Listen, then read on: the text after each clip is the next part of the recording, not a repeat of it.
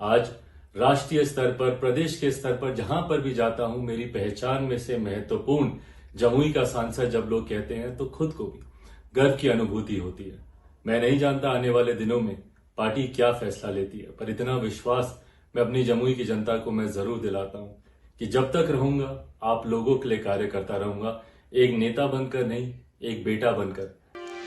चिराग पासवान ने ऐलान कर दिया है कि वो हाजीपुर से हर हाल में चुनाव लड़ेंगे। इसे उन्होंने अपने प्रतिष्ठा के साथ जोड़ लिया है। तो फिर जमुई का क्या होगा? जमुई वो सीट है जिसने चिराग को पहचान दी है। जमुई की जनता ने चिराग को दो बार प्रचंड बहुमत से लोकसभा भेजा है। इस बार भी तमाम चुनावी सर्वे जमुई में चिराग की ऐतिहासिक जीत के दावे कर रहे हैं।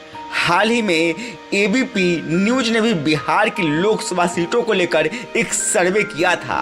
उसमें चिराग पासवान ही एकमात्र नेता है जिन्हें जमुई की जनता एक तरफा जीत दिला रही है। ऐसे में अभी चर्चा होने लगी है कि क्या चिराग पासवान इस बार दो लोकसभा सीटों से ताल ठोकेंगे? क्या वो जमुई के साथ ही हाजीपुर से भी चुनाव लड़ेंगे? याद होगा आपको, रामविलास पासवान हमेशा कहते थे कि हाजीपुर उनकी माँ है। चिराग भी बार बार इस बात को दोहराते हैं कि हाजीपुर उनके पिता की माँ है तो उनकी भी माँ है। माँ को कोई कैसे छोड़ सकता है?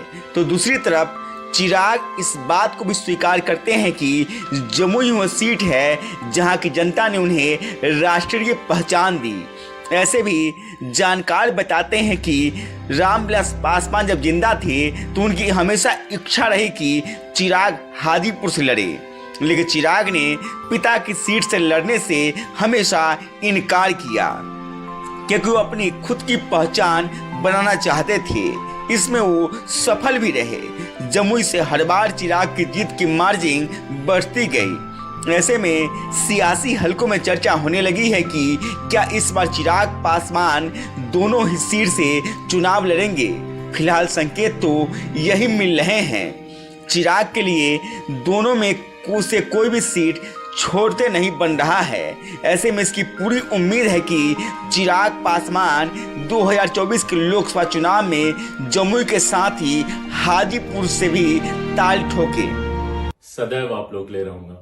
मेरे इस जर्नी के दौरान जिस तरीके से आप लोगों ने मेरा साथ दिया, पिछले 5 साल मेरे लिए भी काफी कठिन रहे, काफी उतार चढ़ाव भरे रहे। एक तरफ राजनीतिक परिस्थितियां थी जो मेरे विरुद्ध जा रही थी, वहीं पारिवारिक एक के बाद एक जिस तरीके से घटना चक्र घटा, जिस तरीके से मैंने अपने पिता को खोया, परिवार में कई तरीके की बातों का सामना मुझे करना पड़ा, पर उन तमाम परिस्थितियों में आप सब ने चट्टान की तरह मेरा साथ दिया।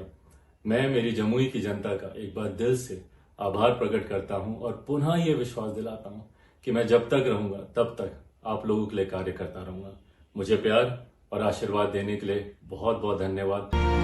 फिलहाल चिराग पासवान दोनों ही सीटों पर समान रूप से सक्रिय हैं।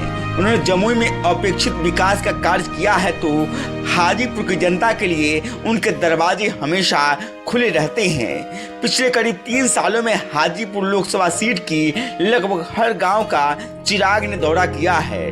वो व्यक्तिगत तौर पर भी लोगों से जुड़े हैं। एनडीए की ओर से भी उनकी पार्टी की खाते में जमुई के साथ ही हाजीपुर भी लोकसभा सीट भी जाती दिख रही है।